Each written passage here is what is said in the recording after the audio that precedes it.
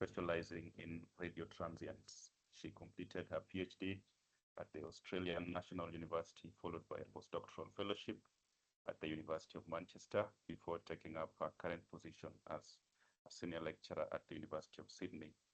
Our research combines large-scale survey observations, time domain analysis, and multi-wavelength follow-up studies to constrain the physical mechanisms, and progenitor models of enigmatic fast radio bursts and long-period radio transients.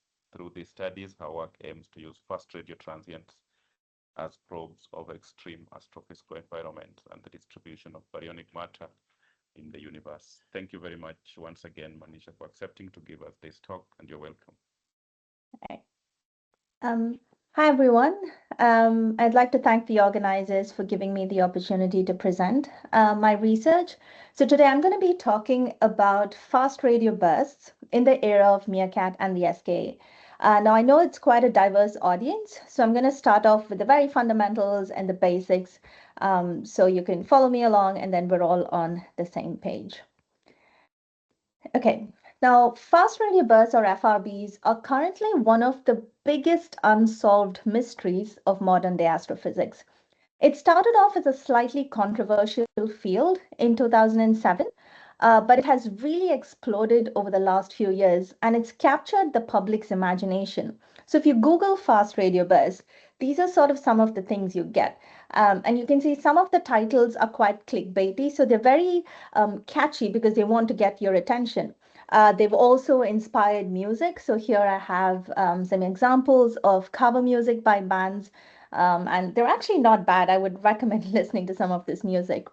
But the reason FRBs have had this much of a reach in the community and the public is because we don't know what produces them. So even though they were discovered in 2007, it's been about 20 years now, and we still don't know what produces them. And this whole aura of mystery that surrounds them, it resonates with the public quite well, because who doesn't love a good mystery and a puzzle, right?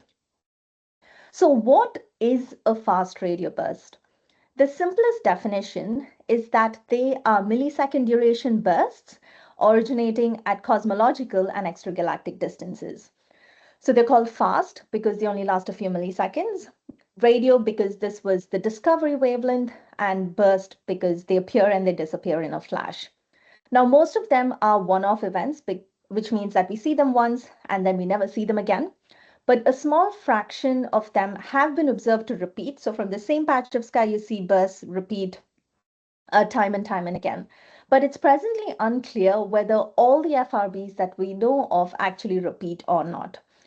We know of about 5,000 to 10,000 of these bursts going randomly in the sky every day. And they're quite fast because only a few milliseconds, which means that they're very easy to miss. We've detected them from about 110 megahertz all the way up to about 8 gigahertz. And the plot in the top here shows the telescopes that have detected FRBs over the years, with the exception of NENOFAR. So NENOFAR still hasn't detected one. A sample of FRBs have been pinpointed to galaxies in the optical. So you find them in the radio and then you localize them, you figure out the precise location, and then you look through archival data to associate them with host galaxies, or you follow up the positions to try and find host galaxies. And these host galaxies are seen to rise from low redshifts all the way up to high redshifts.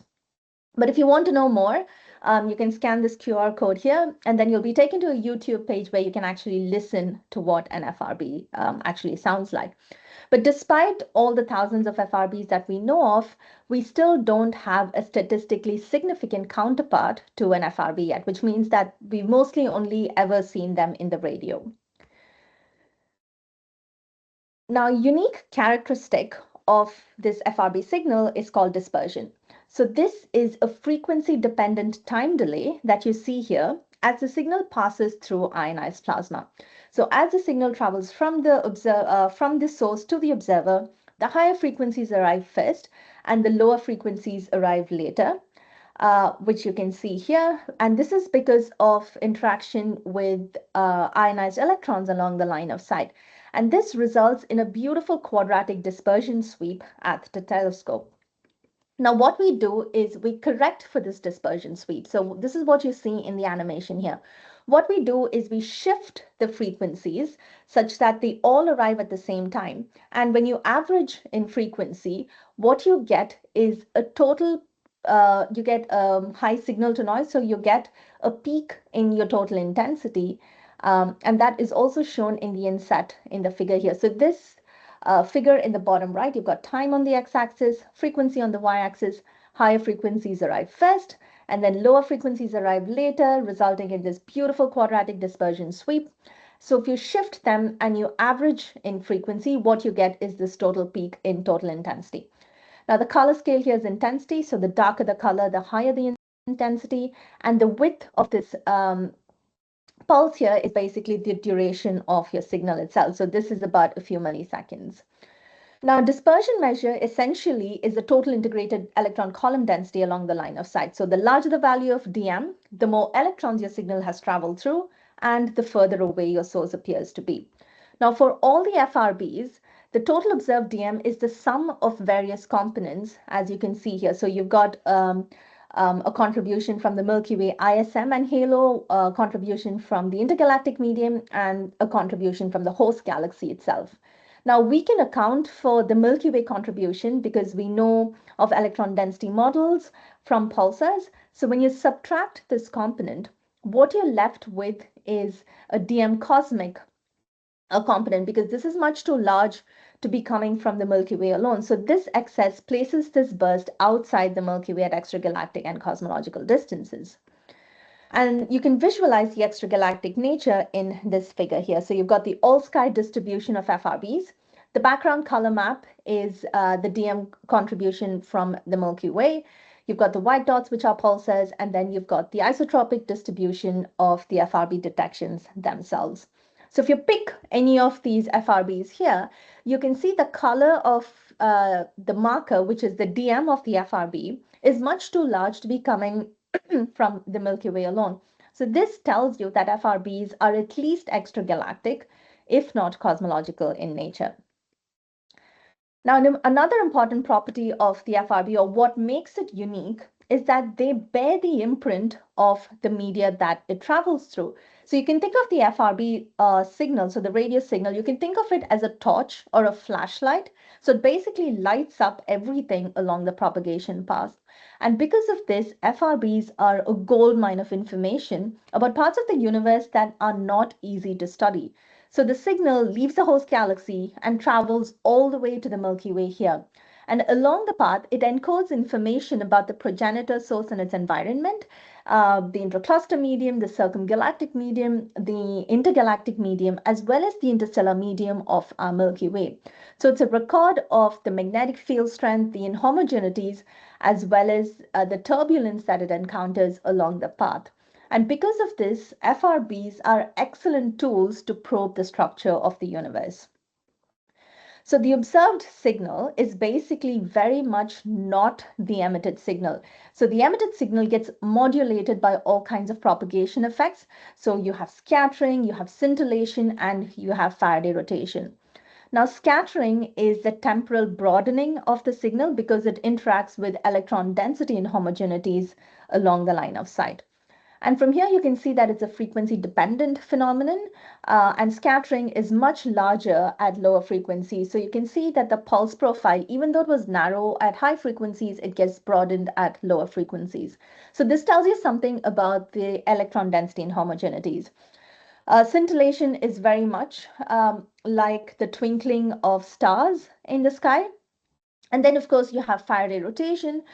So this gives you insight into the magnetic fields. So the plane of polarization of linearly polarized light is rotated upon the influence of an external magnetic field. So the angle of rotation tells you something about the emission mechanism, and the amount of rotation tells you about the strength of the magnetic field and the direction. So imagine being able to study all these effects as well as the distribution of the electron density along the line of sight. So FRBs, because they combine all these, are exquisite probes of the cosmos. Now, the fact that fast radio bursts can be used as probes of the cosmos was realized fairly early on. And over the years, the field has really exploded with new telescopes being built and existing ones being upgraded to discover more FRBs. And we are currently in a worldwide race to figure out what these mysterious objects are. And here I have some of the major radio telescope players in the field. And MeerKAT is quite dear to me, as you will see later on in my talk. Now, almost all our understanding of FRBs comes from observations. So we have radio observations and we have multi-wavelength observations. And I have a list of the typical properties that we get from the radio observations here. Now, FRBs, like I said, are primarily observed only in the radio. So we have to get as much information as we can from the signal to try and understand what they are. So from the radio, you get things like the frequency, the dispersion measure, the flux density, you get coordinates. So these are the intrinsic properties, but you also get extrinsic properties like scattering and scintillation. And if we're lucky, we also get multi-wavelength observations. Now, most of these are for the host galaxies themselves. So you need to be able to localize your FRB in the radio, so get precise coordinates in order to be able to undertake multi-wavelength observations. So if you're lucky, we get a redshift. We get the properties of the host galaxy like morphology, metallicity, and using all these, we can try and constrain what the progenitor of the FRB really is. But with any astrophysical source, there are two important questions that need to be answered. What are they and what are they good for? Now, the radioluminosities that produce these energetic bursts at the distances that they've been observed are truly remarkable. So the question of what powers these enigmatic bursts remains one of the most compelling puzzles in FRB astronomy at the moment. So understanding the origins of these bursts could unlock entirely new insights into some of the most extreme environments in the universe. So that is what they are. But what are they good for? Because FRBs originate at such extreme distances, so well outside the Milky Way, and they are coherent emitters, we can use them to further our understanding about the universe because the signal bears the imprint of everything that it travels through. But to answer these two questions of what they are and what we can use them for, we can do it by studying three different properties. So first thing is we can look at the positions or the production sites, so where FRBs are happening in the galaxies. The second way is to study the properties of the bursts themselves. So you have your radio data, you have the bursts, so we try and extract as much information as we can. And the third one is to use them as cosmological probes. So starting off with the first question, over the years, there's been an almost exponential rise in the discovery, but it was only after a wide field of view radio interferometers joined the race that things really ramped up and got exciting. And this is because radio interferometric detections meant that we could pinpoint the locations upon discovery. So they have very good resolution. And because of this, follow-up in the optical and other wavelengths was much easier because single dish telescopes have quite a large error region in their localization. So to achieve proper localization, we need interferometric telescopes, and these can provide localization precisions of 0.1 to 1 arc second. And this is excellent if you want to just associate the FRB with a host galaxy. But you need VLBI with the resolutions of the order 1 milliarc second if you want to tell exactly where in the galaxy the FRB originated. So here I have some beautiful examples of the localizations and optical associations for the ASCAP FRBs. So the black circles here are the FRB error regions. And you can see that the sites of the FRB themselves are typically offset from the centers of galaxy. So they're not really associated with the nuclei. Now, I'd like to draw your attention to this particular host galaxy here. So this one is one of the highest redshift FRBs that we know of. So it originated at a redshift of 1. So using ground-based imaging, it looks like the host galaxy could possibly be two galaxies. So you could have this, and it looks like there are two galaxies which are interacting. And this was using ground-based imaging. But if you follow it up with HST, you realize that the galaxy is actually a group of 5 or even 6 galaxies. So this goes to show that in addition to getting precise radio localizations, you also need high resolution optical imaging, especially at high redshifts. And in the era of SKA telescopes, this translates to needing voltage data from the longest baselines possible in order to have unambiguous association with host galaxies. Now, if you look at the demographics of the overall host galaxy population, they're quite diverse. So on the left, we've got stellar mass versus star formation rate, and we've got the star forming main sequence. And these are all the published FRBs with host galaxy associations. And we see they range from starburst to nearly quiescent, but overall, they almost follow the star forming main sequence. But most importantly, there is no distinction between the hosts of repeaters and non-repeaters. So they all seem to be roughly all over the place. If you look at the figure on the right, we've got the projected physical offset of the FRBs, which are in the black. And you see that they're typically not associated with the nuclei, so they tend to be offset from the centers. And these physical offsets, when you compare it with other transients, you see that they're consistent with short duration gamma ray bursts, core collapse supernovae, and type 1a supernovae. So this suggests that the host galaxies of FRBs are similar to the host galaxies that produce these type of transients. But the bottom line is that we still don't have a consensus on the nature and origins of FRBs, except that we think they are associated with compact objects. So if you leave aside the host galaxies, how else can we understand progenitors? Another way of looking at it would be to understand the emission mechanism just based on the radio data of the FRB itself. Now, very generally, we can group the coherent radio emission into 2 categories. So those that invoke the magnetosphere and those that invoke relativistic shocks, which are outside the magnetosphere. And then you can also think about whether the progenitor is in isolation, so whether it's a single object or whether its activity is stimulated by an external plasma stream. So in this case, you'll have a binary and you have the stream of plasma that actually produces the FRB. Now, current models predict that FRBs are either caused by relatively rare explosive collisions between old neutron stars or white dwarfs, or they're more common periodic bursts or flares from younger rapidly spinning pulsars. The collision-based model suggests that FRBs are extremely energetic one-off events, whereas the outburst model suggests that FRBs are less energetic and they are repeatable. Now, the table here gives examples of both types of models. A fair few of them have been ruled out over the years, either because the observed FRB rate does not match the volumetric rate of these transients, or simply because these transients cannot be detectable at the distances that FRBs have been detected. So the true nature of FRBs, unfortunately, still remains unclear. But the most obvious and straightforward way, I think, of identifying an FRB progenitor would be to associate it with a multi-wavelength counterpart.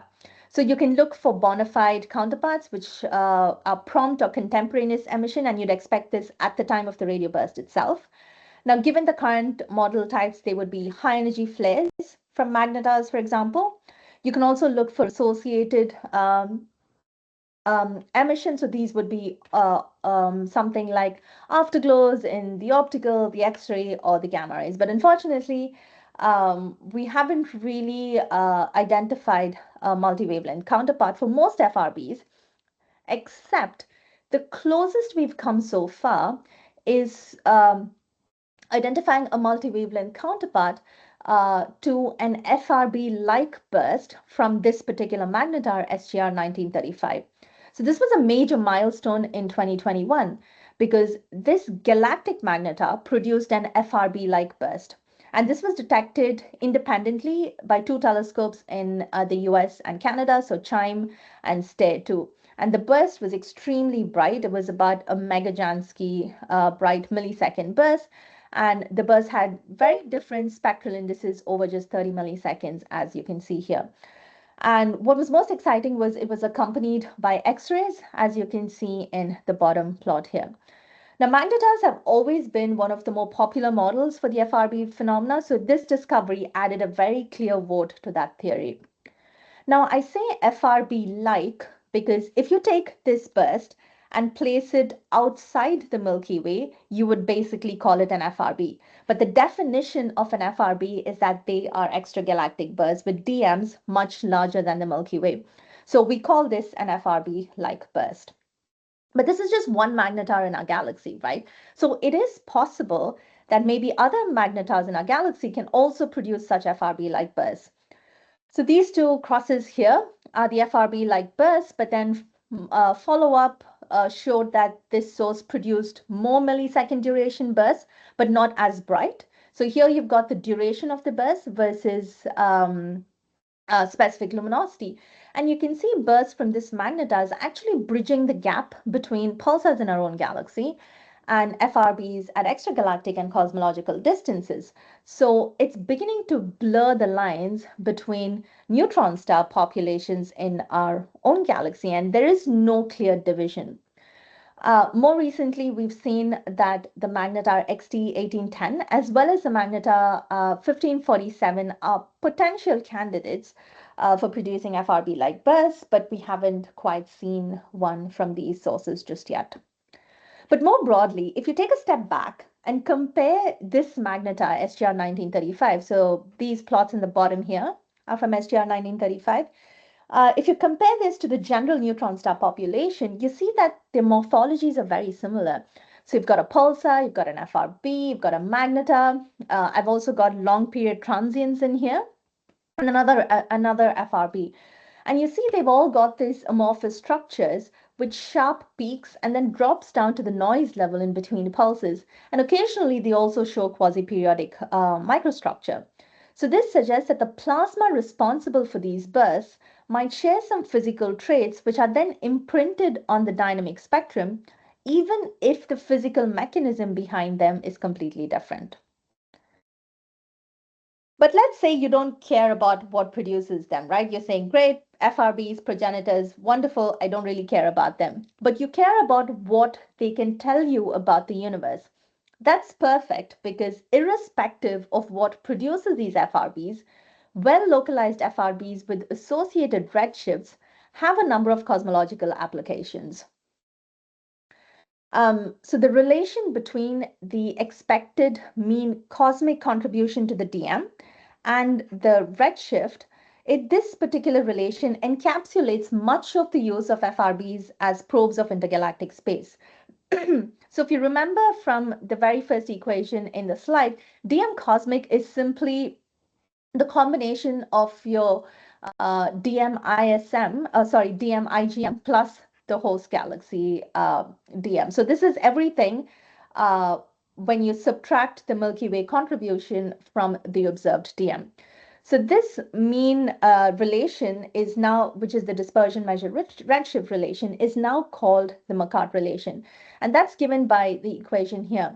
And what's interesting is that it depends on various parameters like the Hubble constant, the baryon density, you have dark matter and dark energy densities.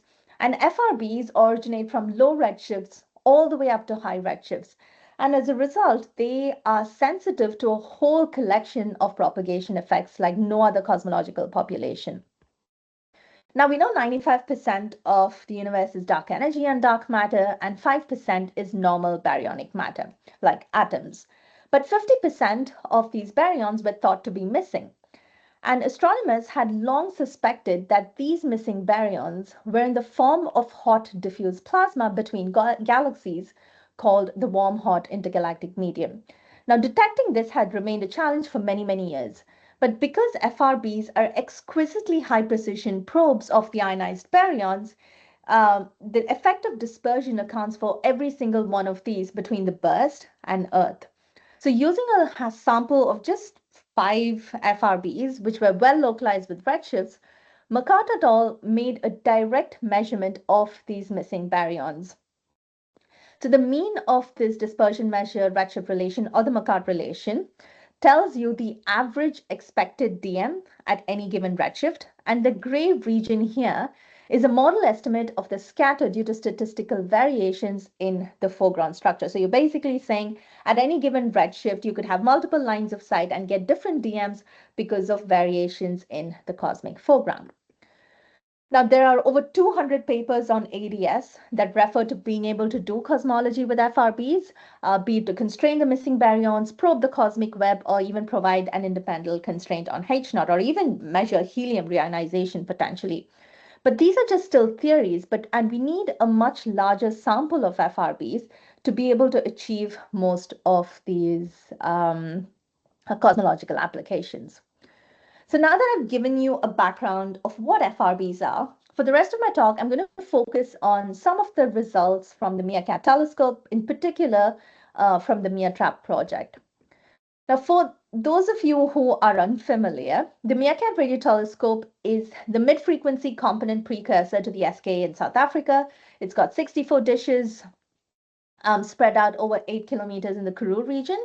And 40 of these 64 dishes are in the inner 1 kilometer core, as you can see here. Now, MeerKAT's very flexible, which means you can form subarrays. So you can form a maximum of 4 subarrays of 16 antennas each.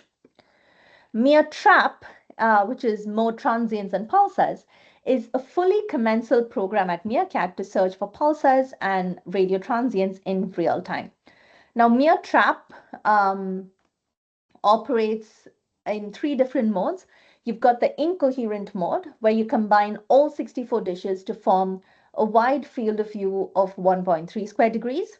You've got the coherent mode, where we combine just the 40 inner dishes to form several small tide array beams on the sky. So we form about 780 beams, and we overlap them at about 25% of the peak power, and forms about 0.4 square degrees. So this is much more sensitive than the incoherent beam. And since 2022 July, we've got the transient buffer mode, which means that we can trigger high resolution voltage data, which improves the transient characterization and localization offline. So we typically write about 300 milliseconds of data. So as of 2026, MeerTrap has discovered 120 galactic transients. And here I show the dispersion measure distribution in comparison to the rotating radio transient distribution from PSR-CAT. So the median DM we detect is about 112 units, and the periods for these transients range from 0.21 seconds to 76 seconds, with a median of about 2.1 seconds.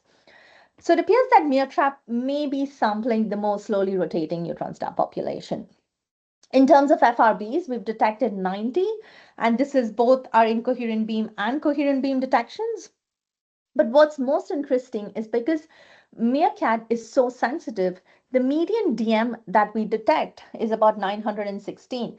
And this is much, much higher than most other leading telescopes around the world, where their median DM is only about 400 to 500 units, which means that we are possibly probing the higher redshift population.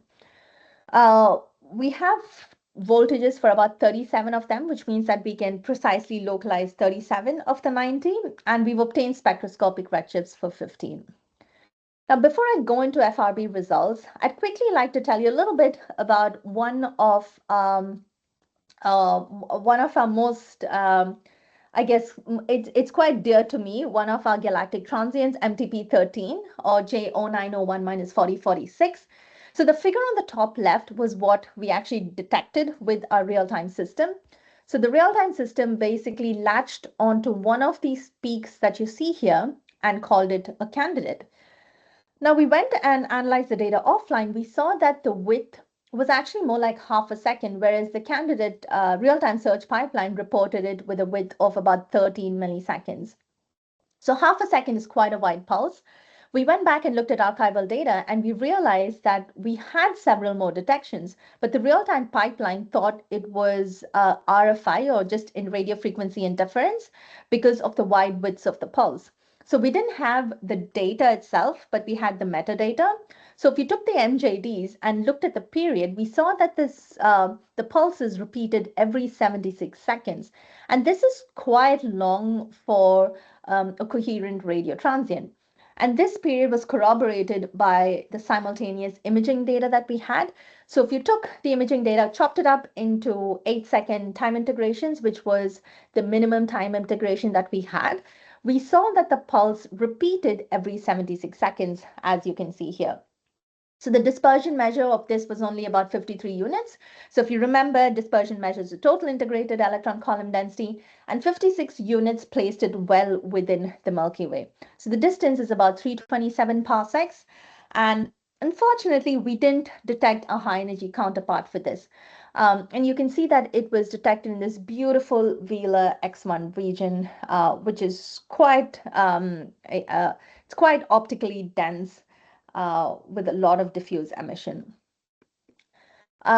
We've been following up this source since discovery, and as of the first week of May, we still detect pulses from this. It is still pulsing along nicely and quite bright. But what's most interesting about this particular source is that it has very distinct pulse morphologies, and we've identified 7 in the discovery paper, and we followed it up since then. And between 2022 and 2025, we see that the dominant type of pulse is just as normal pulse, which is a simple Gaussian. However, the different proportions of each of the 7 types of pulses has changed considerably between 2022 and 2025. So even though we had roughly the same number of pulses, the normal type dominated in the 2025 work, and the rest of the types of pulses weren't as many. This is interesting because it suggests that maybe there is something that has changed in the emission mechanism for this particular source. So we need to follow it up to really try and understand what is going on with this particular object. So moving on to our FRB results, these are some preliminary results from a sample of our FRBs. So most of our FRBs show very diverse timescales and morphologies, and they're quite complex, and some of them even show quasi-periodicity. For the FRBs that we were able to localize and obtain host galaxy information, we find no statistical difference between the masses and the star formation rates of the FRBs that were detected with MeerKAT compared to those detected with the rest of the telescope. So the MeerKAT FRBs are shown as stars here, and you can see that they're broadly consistent with everything that has been reported in the literature. Now, narrowing down some of our very special FRBs. Here I have FRB 230808, for which we had almost simultaneous optical observations with the MeerLICT optical telescope. For those of you, again, who are unfamiliar, the MeerLICT optical telescope is a fully robotic telescope that co-points with MeerKAT during nighttime observations. So this is great when you're searching for transients because the optical emission happens before the radio. So if you're pointing simultaneously, you're sort of looking back in time because you see the radio later, but then if you're pointing simultaneously, you get optical data beforehand.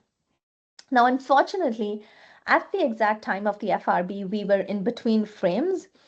But we do have a frame just 3 seconds after the FRB as well as before it, but just not at the time of the FRB. So here I show the Q filters before, after, and 20 minutes after. Now the deepest Q band image shows a number of faint possible host galaxies. So here we have the COAD image produced using all the MeerLICT data of this field. So the magenta ellipse shows the position of the FRB. So here we've got the host galaxy candidates as seen in the dark energy survey. So this is a public data release, and you have the position of the FRB marked here. The parallel lines indicate the slit position for various SALT observations taken in November and December 2023. From our observations using SALT, we were able to obtain a redshift of 0.3. Now, we took this to be the redshift of both these galaxies together because it looks like they are a close pair that are possibly interacting. So Kira, Hanma, and her paper concluded that the host galaxy, possible foreground galaxy, and the FRB environment likely contributed a lot to the DM, because if you take this DM and then you scale it using the MeerKAT relation, there is quite a bit of excess because if you scale this by roughly 1,000, which is what the scaling relation is, you'd expect it to be at a redshift of 0.6, between 0.5 and 0.6, but it's at a redshift of 0.3. So this suggests maybe there is some other excess DM coming from somewhere. Now, moving on to repeaters, we've discovered 3 repeaters so far, but this is the very first repeater. It was also classified hyperactive because we initially detected 3 bursts in 3 minutes, but no bursts in previous archival data. We follow this up with MeerKAT again at S-band, L-band, and U-band, and we obtained the results we saw were quite different across the various bands. L-band seemed to be a sweet spot where we had the highest activity rate, and many bursts, as you can see, have this very complex morphology. S-band had the lowest activity rate, which suggests that the spectrum is possibly steep. The luminosity or the distribution of the bursts is possibly steep. So S-band, the bursts are narrow in time and broad in frequency, whereas in U-band, it's quite the opposite. The bursts are broad in time and narrow in frequency. We still don't have a host galaxy for this one yet. It is quite faint. So Keck reveals a galaxy co-located at the FRB coordinates. But we also see 2 other galaxies nearby. We tried to do a probabilistic analysis. So this faint smudge here is likely the host galaxy. But again, we are still waiting on spectra for this particular one. Now, moving on to our most exciting FRB discovery yet, FRB 240304. So this one was actually spotted by Ben Stappers, who is the PI of MeerTrap. So he spotted it in March last year. Now, it was detected in one of our tide array beams. So this is about 43 arc seconds in diameter, each of them. And the FRB itself was spotted in here, so just at the outer beam tiling. But because this detection triggered the transient buffer voltage data, we were able to look at it at high time resolution as well as localize it to better than 43 arc seconds. So this is what the pulse looks like in our voltage data. It shows this beautiful scatter tail. It's about 50% linearly polarized. And the figure on the right shows the off and on images for the transient data. What was interesting is that the DM of this burst is about 2,400 units. And if you subtract the Milky Way contribution from the halo on the ISM, you still are left with an excess of about 2,400 units. So given this excess DM, we didn't really expect to be able to identify a galaxy in archival data. And we were right, we didn't see one in archival data. So we followed this up with Keck in the optical and MMT in the infrared. But unfortunately, we were unable to detect a host galaxy down to an R-band magnitude of 26. So we'd exhausted our time on ground-based telescopes, so we decided to go with space-based. So we went for the big guns. We submitted a JWST-DDT, which surprisingly got approved. So this is what the field looks like in the JWST image. And thanks to our collaborators, we were unambiguously able to associate the FRB with a host galaxy with an R-band with F322 magnitude of 28.7. So this is quite a faint galaxy.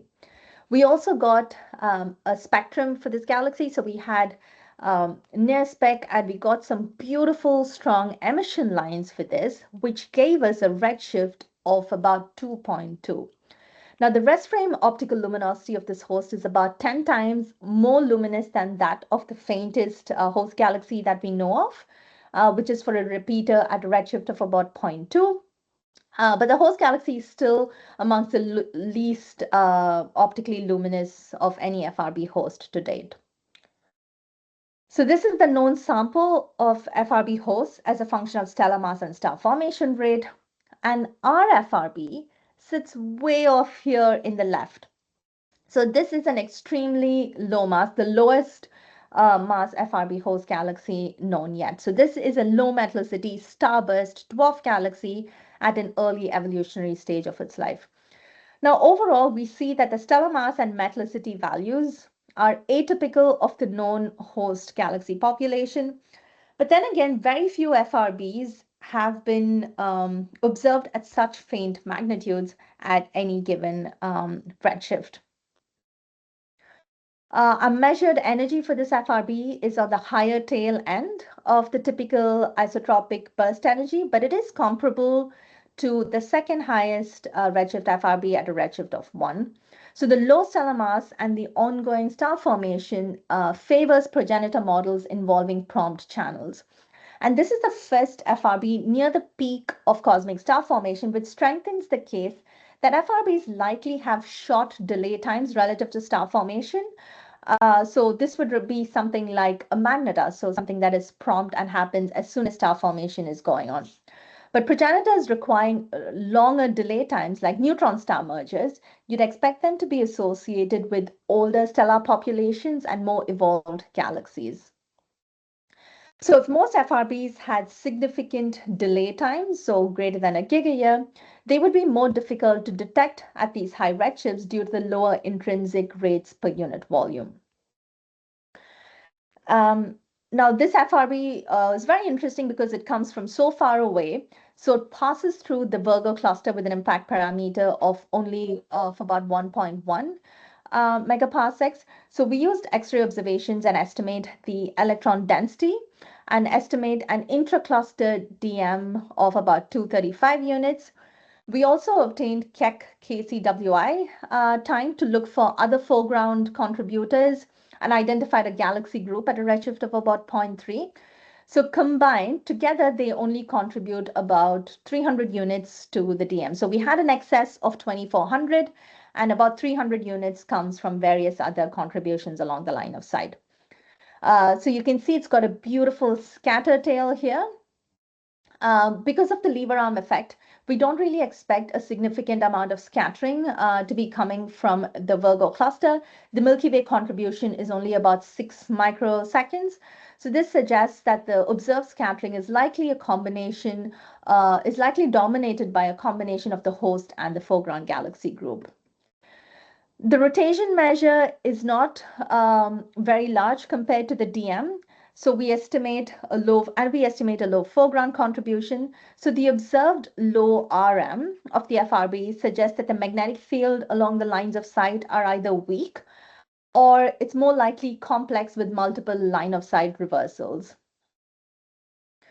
So this is where the FRB sits in the MeerKAT relation that I showed earlier. So the contours encompass 90% of the integrated probability for various telescope surveys. Now, on the right, we have the most standard MeerKAT relation with our FRB here. The other blue stars that I've plotted here are FRBs that are detected with MeerKAT, and they've been localized in the radio using transient buffer data, but we don't have redshifts for these just yet. So the values that I've plotted here for redshifts, I've just scaled them. So I've taken the observed DM, used the MeerKAT relation, and scaled the value to what we think the redshift would be, which is why they've got error bars here. So these are not measured values. But if they're anything like this FRB here, we expect these other blue stars that I've plotted here to also reside at high redshifts, which is very, very exciting because currently MeerKAT is the only telescope in the world that is probing this high redshift regime. And also we've been awarded about 60 hours over the next 3 years of JWST time to follow up some of the more higher redshift, possibly higher redshift, high DM FRBs. So in conclusion, we've detected the highest redshift FRB so far. So if you put this in context of the history of the universe, we've detected an FRB from the first 3 billion years of the universe. And with MeerKAT and the SKA coming online, we hope to try and push this even further, and maybe we might even detect FRBs from much, much earlier in the universe, and possibly even try and probe the epoch of helium and hydrogen reionization. Before I give you my conclusions, I just want to say that the FRB meeting is being held in China this year, and I'm on the SLC. Abstract submissions have closed, but you are still welcome to register and attend the conference. So in conclusion, FRBs is currently one of the hottest topics, my unbiased opinion, in radio astronomy at the moment. But our best bet of maximizing FRB discoveries is to observe commensally. So you need sensitive wide field telescopes that can localize your detections upon discovery, which means that you need interferometers. The forthcoming era of high sensitivity radio interferometric detections, along with space-based and ground-based spectroscopy, will cement FRBs as essential cosmological probes. So we are now entering the era of FRB cosmology, which I think is very, very exciting because there is huge potential to use FRBs to be able to study the ionization history of the universe. The current bottleneck in FRB astronomy is actually following up these thousands of events that we detect because in a sense, finding them is cheap because you have commensal observations. But then once you have them, we're competing for optical time to try and get host galaxy observations and spectra. But hopefully the Vera Rubin Observatory, which is coming online soon, will give us many hosts for free. So I think the FRB puzzle is far from solved at the moment, but we're getting closer with every burst, and hopefully in the next 3 to 5 years, we would have more exciting news and maybe even have the mystery solved. Thank you.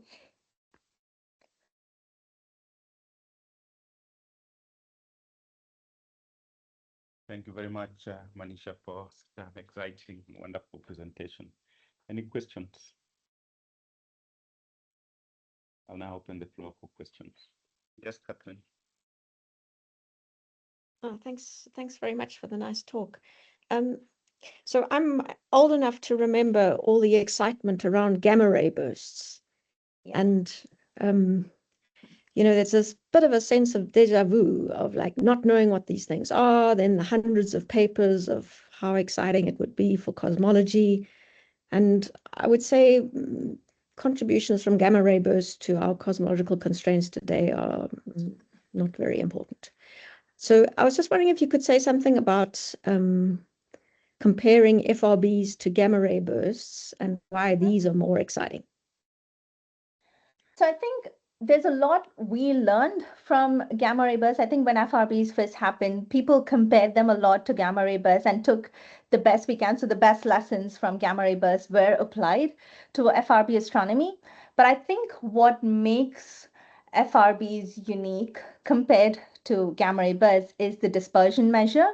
So most, except pulsars, no other coherent radio transient has been observed to be extragalactic. And we have pulsars in the Small Magellanic Cloud and the Large Magellanic Cloud, but to have such coherent high energy bursts coming from halfway across the universe and bearing the imprint of everything that it travels through. And I think that is what makes FRBs unique, which we don't quite have with gamma ray bursts. So we can try and disentangle the properties of the structure of the universe along the path of propagation. And I think that is what makes FRBs very, very special, because if we can push and find many more of them in the early universe, then we can even maybe do a tomographic reconstruction of the cosmic web. Thanks. I do have another question, but maybe others want to go first. Yeah. No, I think you can still go on. There is no hand yet. Okay. Sort of. I mean, you showed the expression for the dispersion measure, and on the one end there's the host galaxy contribution, and on our end there's the galaxy.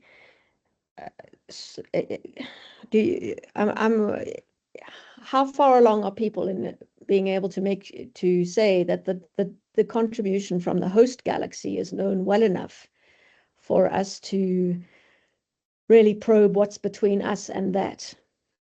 That is a very excellent question. And that is currently something that's it's something that's being worked on, because we don't quite have a good handle on the host galaxy contribution.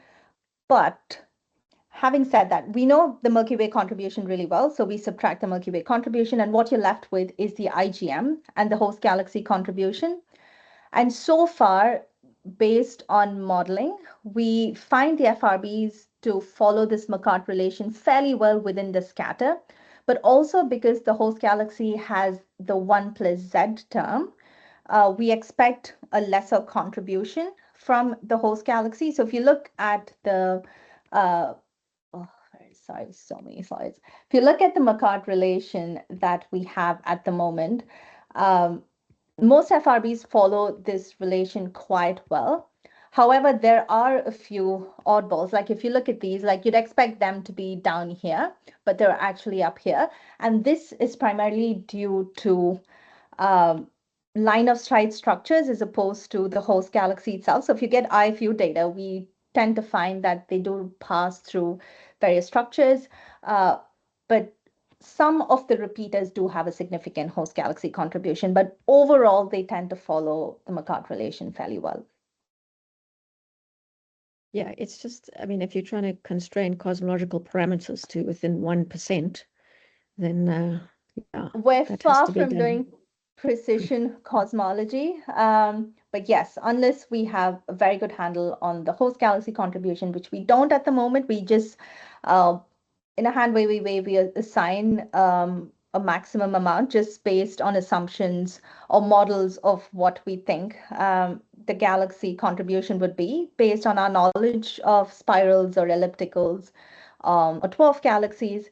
But yes, it does depend on where it is in the galaxy. For instance, if it's in a very dense environment or if it passes through a H2 region, then there will be a significantly higher contribution from the host. So we're nowhere close to doing precision cosmology, but maybe in the future. Oh, beautiful results. Thank you. Maybe while I'm talking, I could just quickly ask, from with the FRB that was close to Virgo cluster, is that the one that's at very high redshift?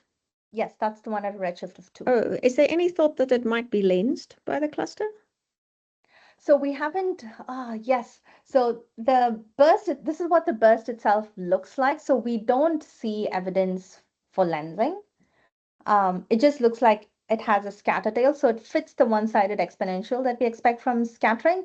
For lensing, we'd expect multiple, I guess, copies of the burst. We do have voltage data, but we don't see evidence for multiple copies of the burst. But I would love to find a lensed FRB. I don't understand why you would need multiple copies.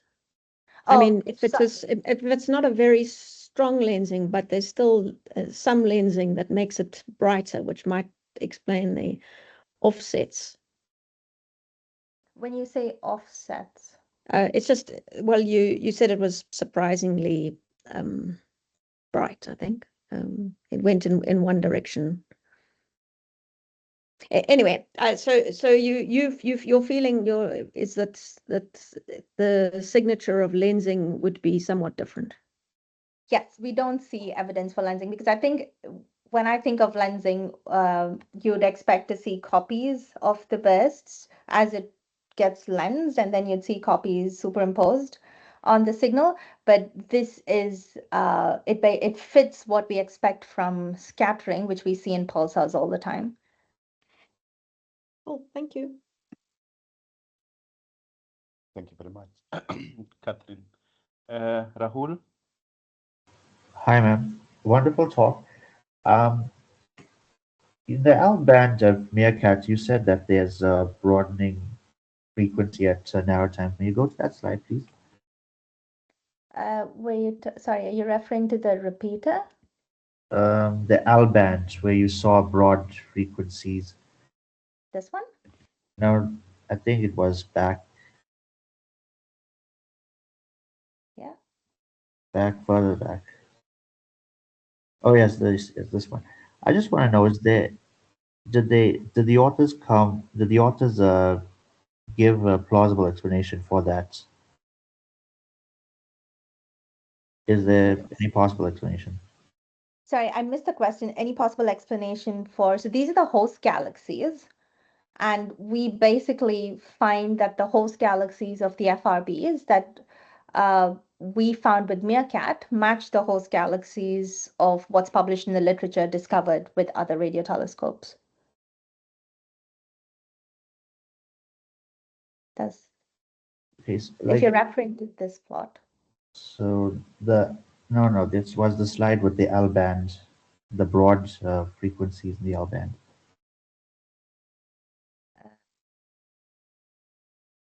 I think you might be No. referring to one of the earlier, very early plots where you showed, I think it was how scattering changes Oh, I with wavelength. see. Yes. Yeah. Oh, yes, this one? Just there, that one, I think. Yeah. Is that the one you're looking for? No. I'm looking for the slide where you have the S, the L, and the U bands, and then you Oh. have FRBs. Gotcha. No. This one, right? No. It's the one you showed. This is the S band, L band, U band. Yes, this is the one. This is the one. Yeah.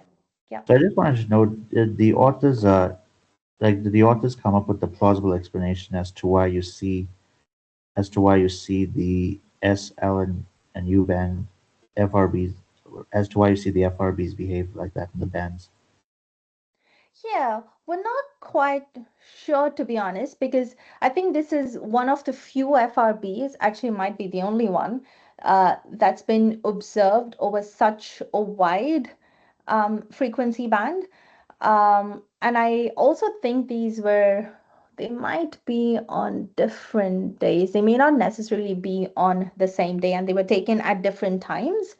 Um, so it might just be something to do with the environment of the FRB itself and how the radio wave, I guess, propagates through it.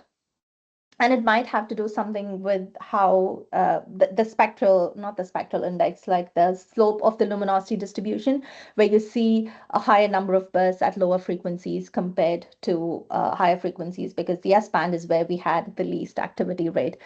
L-band does seem to be a sweet spot in general for FRBs, because most FRBs have been discovered at L-band. And I guess that goes back historically to pulsar searches, where most pulsar surveys have been done at L-band, and FRBs were discovered in pulsar surveys, at least initially. Um, it's also one of the cleaner parts of the radio spectrum. So we do stick to L-band when it comes to doing FRB searches. So not many searches have been performed at S-band. In fact, I think MeerKAT may have the only actual detections, blind detections of FRBs at S-band. Thank you so much, ma'am. Thanks, Rahul. Eliab? Thank you very much for the lovely talk. In the previous slide, you showed that you've got an image of near of the FRP before the birth. Why did you not have the image during the birth? Is it because of the dump rate of the data, or Voltages during the bursts, you mean? yes?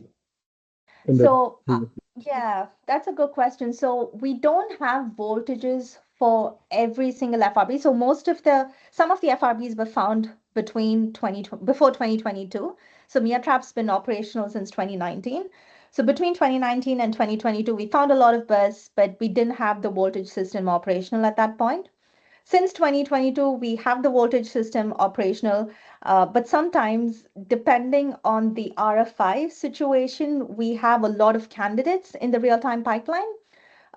So we don't always dump the voltages because it gets erased from the transient buffer. So we do have voltages for most of our detections, but if the RFI environment is particularly bad, then we don't dump voltages. Um, Thanks. My apologies. I was talking about the optical follow-up Oh, of the optical. Yes, the near left telescope. Yes. So MeerLect hasn't always co-pointed with MeerKAT during our observations, but also some of these detections are during the daytime. So I guess we've just been really unlucky. Could you kindly go to the previous slide? This one? This one? Oh. Yes. Yeah. So do you have a before and after Mm-hmm. image, and will that make any difference The before and after image. of the optical? Yeah, so this during. is the Oh, before, this is the after. We didn't see evidence for an optical afterglow. So this was, I think, 3 seconds after, and this was much, much before. mhm, Also, I think the depth of these images, um, yeah, I guess it's 20-second magnitude. It's okay, but we haven't seen evidence for an optical afterglow. If you really like, this is the deep coad, and you see, like, even though you don't see it in the frame that's immediately after, you do see in the deep coad, you do see some faint galaxies. And then this is, I guess, the deepest coad that we have from mhm. MeerKAT. And we do see evidence, like if you squint, you can see like a blobby galaxy here, but then uh, the dark energy survey shows that it's actually two interacting galaxies. Okay, thank you. So we And don't then, have very good constraints, but we have some constraints. Like there was no, well, if there was contemporaneous emission, we missed it in the 3 seconds that the FRB went off when we were in between frames. But we don't see evidence for afterglow. okay, thank you. And in the JSP image, I could you show the big image and the image? Because I could not see where in the zoomed in image the host one. If you can put it Do you to mean this one? the JWST follow up. Oh, the JWST follow-up, yes. Yes,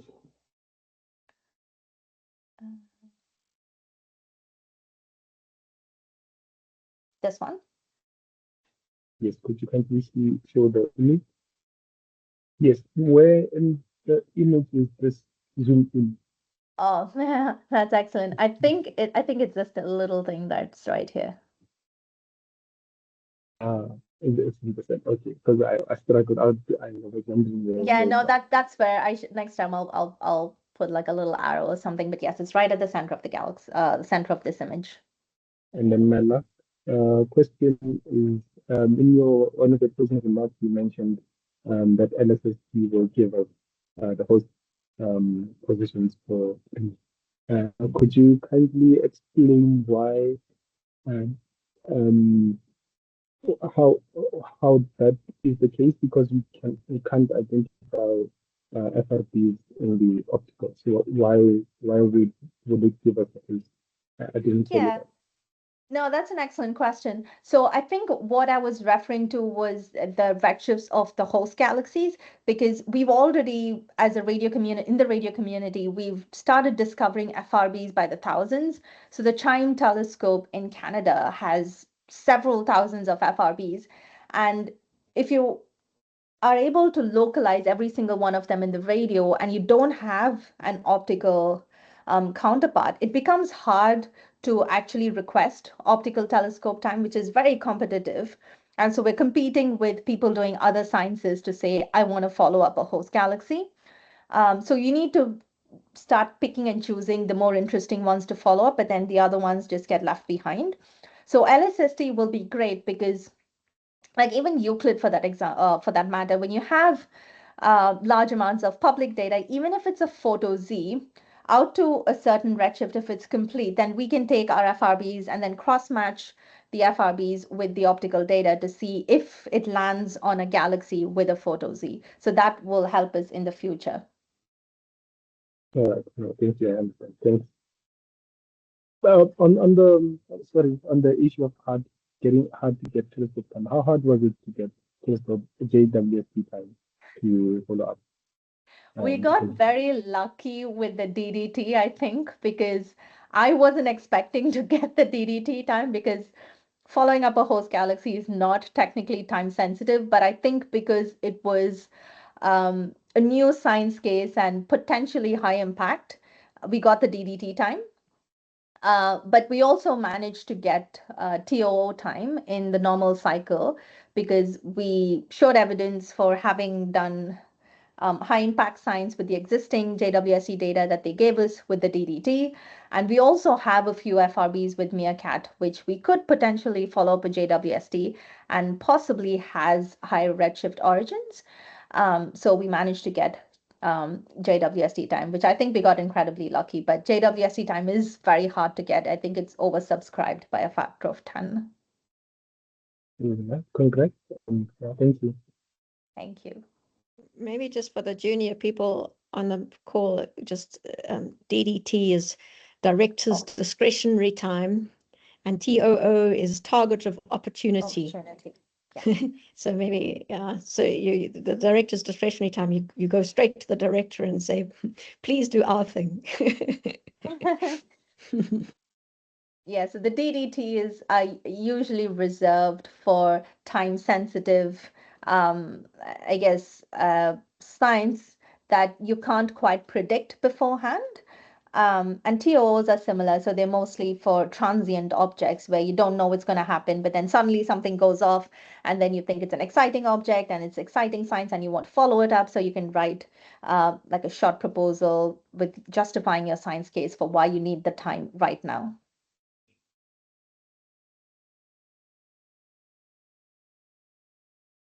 Okay, thank you very much, Elia, for the questions and Madisha for the response. And also Catherine for highlighting that. Any more questions?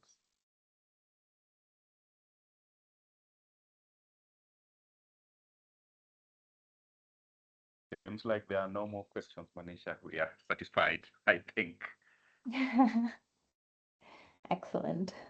Thank you very much for the wonderful talk once again, and for Thank the you so much for excellent hosting discussion. me. Thank you. Thank Yeah, you very thank you much. so You're much. welcome. Bye, We hope everyone. you come again next Yeah, time. thank you for the talk. Thank you. Thanks, that was great. Thank you. Thanks, Bye. everyone. Bye.